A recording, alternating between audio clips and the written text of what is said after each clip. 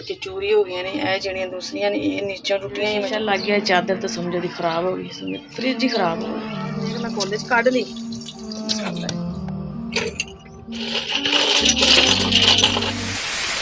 अस्सलाम वालेकुम प्यारे बहन भाइयों, क्या हाल चाल? हम ठीक ठाक, उम्मीद करती है आप सब भी ठीक ठाक होंगे। जहाँ भी रहें खुश रहें, आबाद रहें, हंसते रहें, मुस्कुराते रहें।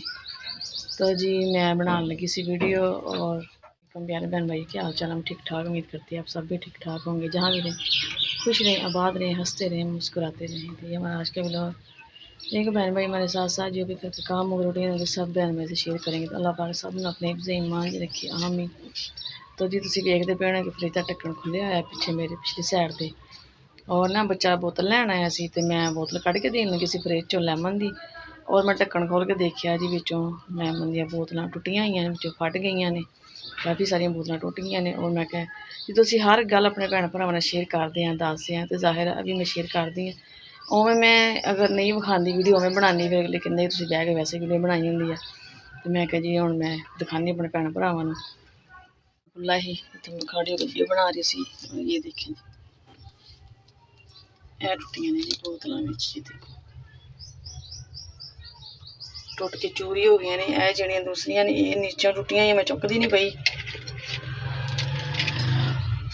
डरन भी शीशे हाथ ना लग जान। और दूसरे कुछ बचियां ने मैं कड्डियां ने भी दिखानी तुहानूं। और एवें फटियां ने ना कि सारे शीशे टुट के ना सीधे जाके चादर ते लगे ने, फ्रिज की चादर। ये देखो सारिया कैंकरा जड़ियां ने, यह देखो सामने भी चादर भी जाके शीशे जाहिर जो फटी है बोतल सारे देखो, तुसीं खुद देख सकते हो। तो यह जड़ियाँ मैं बाहर कढ़ियां ने, ये भी मैं ना हाथ छापर पा के ना उतों ढक्कन तो चुक चुक के कढ़ियां ने। इन्हों ये शीशे लगे इन्हों साफ करांगे, धोवांगे, देखांगे ये भी नीचों कितों टुटियां वा या भी बाचियां वा सही। ये असीं ना एक करेट भराया हुंदा है जी, इस होंदियां ने 24 बोतलां तो तकरीबन 12 बोतलां निकलियां ने और 12 बोतलां ना टुट गई ने। और फ्रिज की चादर जो शीशे लगे जाके विच खुब गए ने तो समझो कि चादर भी खराब हो गई। फिर होंदे ना सियाने कि गरीबां रखे रोजे दिन वड्डे आए, साढ़े नाल उही हिसाब होया है। पहले फ्रिज सड़ गई जो इत्थे अग लगी है जी बोर्ड नूं, ते ये फ्रिज सही करवाई, तारां वगैरह सड़ गई सी अंदरों, उत्ते काफ़ी पैसे लगे सही कराए भी चलो अपना काम चलेगा साडा। तो बोतलां तुहाडे सामने तुहानूं दिखाया सी, करेट लिया सी लैमन दा भरवा लईदा है तो चले के विक जांदियां ने। हुण समझो कि 12 बोतलां सी ये फट गई और 12 बचियां ने 24 बोतलां विचों 12 का नुकसान। चलो ये तो कोई नहीं, होर आ जानियां, इन्नियां महंगियां कोई नहीं है। तो जिहड़ा फ्रिज है ये तो फिर तुहाडे सामने महंगा है जी बहुत ज़्यादा। और जिहड़ा शीशा लग गया चादर तो समझो दी खराब हो गई, फ्रिज ही खराब हो गया। इन्नी देख के परेशान लगी है ना, बस की कर सकते इंसान, कुछ नहीं कर सकता। जिहदी हुण चादर ही खराब हो गई तो फ्रिज समझो बेकार हो गई। उवें सड़ी सी सही करवाई सी, उवें कोई नुकसान हो जाए तो वो जिम्मेवार होंदे, जिहड़े हुण यह नुकसान है ये तो कोई भी जिम्मेवार नहीं है। ये समझो खराब है तो दुकान है वो बच्चे की सानूं परेशानी मुनीब की वह पैर हजे तक नहीं सही होया, बस जख्म ही नहीं सही हो रहा, पता नहीं किहो जिहा जख्म बन गया पैर से। कभी कोई अल्लाह माफ़ी करे कोई ऐसा मसला नहीं साढ़े बच्चों ने बनया जिहड़ा हुण बनया होया इत्थे आके। अल्लाह ने कोई जगह ऐसी है की मसला है कोई समझ नहीं आ रही। नुकसान तो नुकसान, परेशानी तो परेशानी।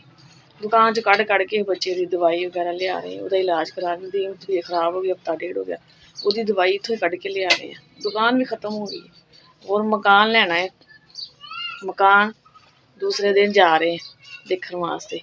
मकान देखिए लेकिन अगे एडवांस का अजे इंतजाम नहीं है, किराया है एडवांस है तो जाहिर है मकान वो कह रहे खाली करो, साढ़े को पिछे रह गए 7 दिन, 7 तो 8 दिन है तो अगे मकान भी लैना है। दुकान जी कह चलो इचो कोई जोड़े पैसे इकट्ठे करके मकान ले लवांगे, वो भी खत्म हो गया जी। दवाइयां तो लग गए ने, किराया च लग गए ने कि चलो बच्चा सही हो जाए, महीने तो ज़्यादा हो गया है जी, एड्डी परेशानी पई। दुकान भी खत्म हो गई, फ्रिज से ये भी खराब हो गई। अगे मकान का हजे कोई हिसाब नहीं लगन दिया अजे, ना कोई किराए का ना एडवांस का। जाहिर है किराया एडवांस होएगा तो मकान भी लवांगे।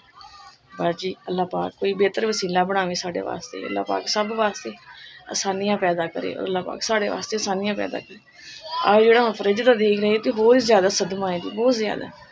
ਨਦੀਮ ਵੈਸੇ ਟੈਨਸ਼ਨ 'ਚ ਉਦੋਂ ਦਾ ਬੁਖਾਰ ਹੋਇਆ, ਮਨੀਬ ਨਹੀਂ ਸਹੀ, ਉਹਦੀ ਦਵਾਈ ਬਸ ਸਾਰੇ ਪਰੇਸ਼ਾਨ। ਇਹ ਸਭ ਤੋਂ ਵੱਡਾ ਜਿਹੜਾ ਸਾਨੂੰ ਝਟਕਾ ਲੱਗ ਗਿਆ ਫਰਿੱਜ। ਬਸ ਜੀ ਅੱਲਾਹ ਪਾਕ ਸਭ ਦੀਆਂ ਮੁਸ਼ਕਿਲਾਂ ਆਸਾਨ ਕਰੇ, ਅੱਲਾਹ ਪਾਕ ਸਾਡੇ 'ਤੇ ਵੀ ਰਹਿਮਤ ਕਰੇ। ਕੀ ਕਰ ਸਕਦੇ, ਕੁਛ ਨਹੀਂ ਕਰ ਸਕਦੇ ਅਸੀਂ। ਮੈਂ ਕਿਹਾ ਗੱਤੇ ਨਾਲ ਸ਼ੀਸ਼ੇ ਕੱਢ ਕੇ ਵੇਖ ਮੋਟੇ ਮੋਟੇ ਤੇ ਨਿਕਲ ਆਉਣਗੇ। ਕੋਈ ਸ਼ੀਸ਼ਾ ਤੇ ਹੱਥ ਨਾਲ ਲੱਗ ਜਾਏ, ਗੱਤਾ ਵੀ ਗਲ ਗਿਆ, ਇਹਦੇ ਨਾਲ ਹੀ ਨਿਕਲਣਾ, ਸਾਰੇ ਗਲ ਗਿਆ, ਥੋੜਾ ਹੀ ਹੋ ਗਿਆ। ਹੋਰ ਸ਼ਾਇਦ ਲੈਂਦੇ ਆ ਪਲੇਟ ਵਗੈਰਾ ਨਾਲ, ਵੇਖਦੇ ਕੱਢ ਕੇ।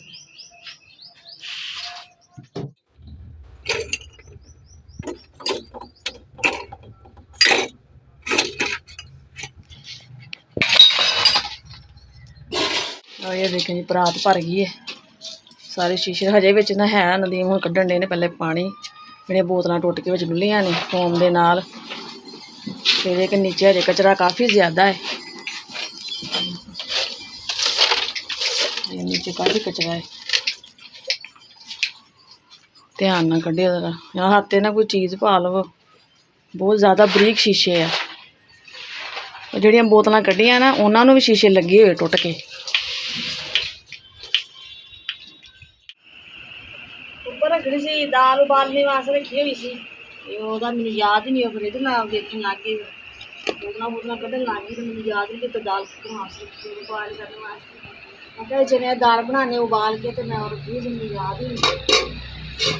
ਅੱਗ ਬੁਝੀ ਪਈ, ਠੰਡੀ ਹੋ ਗਿਆ ਚੁੱਲ੍ਹਾ ਸਾਰੇ।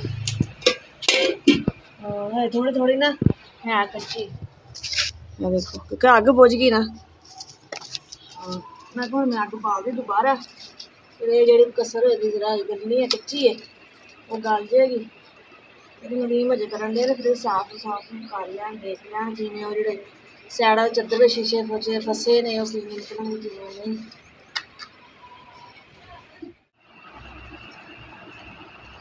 ਆਹ ਜੀ ਮਸਾਲਾ ਮੈਂ ਬਣਾ ਲਿਆ ਹੈ,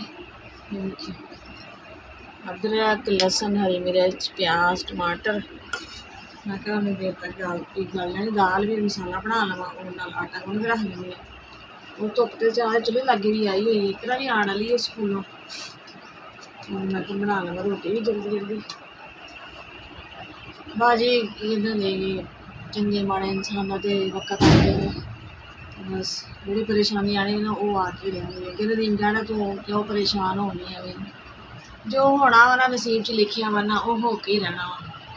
तो परेशान हो के जाहिर है बीमार तो अगे सारे पे ने घर च, तू भी बीमार हो जाएगी।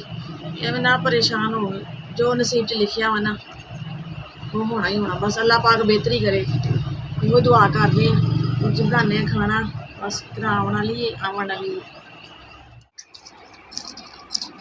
और मैं ना आटा भी गुन के रख लवा, आटा भी ठहर जाएगा, तो रोटी भी तंदूरे भेज देंगे लवा लवांगे। और साडा सारा दिन तो बैठ के गुजरता है, क्योंकि कमरे तो पक्खा नहीं है, बहुत ज़्यादा तो होंगे सेक गर्मी। छत वाला पक्खा नहीं ना उधर है, इधरों फिर यह कि बाहरों भी हवा आती है, दरवाजा खुला होंगे, और इधरों भी माशाल्लाह हवा आती है। तो फिर एक सुकून इतने टाइम ना भी होंगे, सेक तो हमें काफ़ी होंगे है। जाहिर हुण गर्मी है कि सेक तो फिर होएगा ही।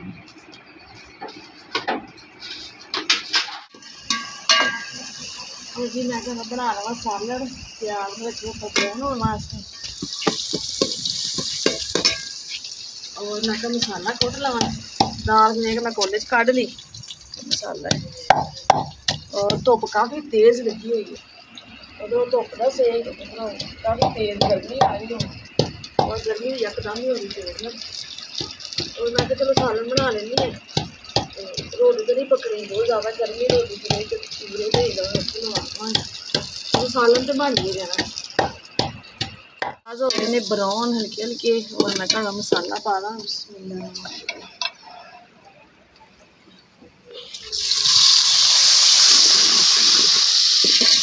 मसाला ना जरा को भुन वा। दाल तो यह है कि उबली हुई है, गली है, तो बस मसाला भुनने की देर है, फिर एक दाल पा लवांगे।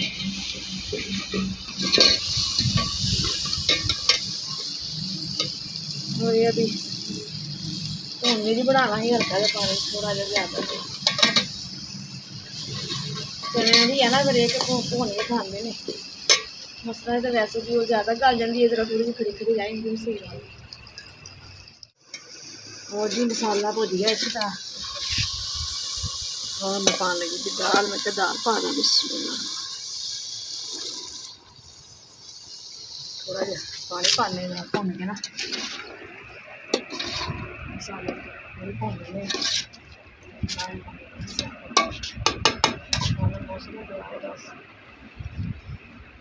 दस मिनट